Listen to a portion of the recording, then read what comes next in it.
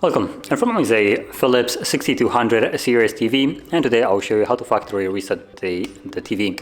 So to get started, you want to tap on the settings icon on your remote control. From there, press down and scroll to the right till you see all settings. And press the center button to confirm. From here, you want to scroll down to general settings. And in the general settings, scroll down to reinstall TV.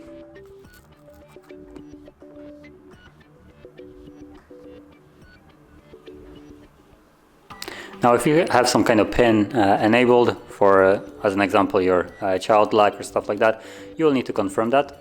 As you can see, I have one enabled.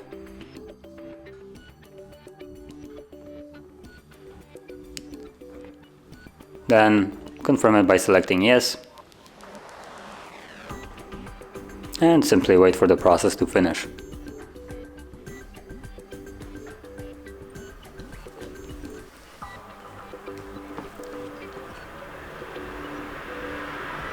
And we're finished. So here you can set up your device again however you like. And if you found this video helpful, don't forget to hit like, subscribe, don't forget to hit that bell icon, and thanks for watching.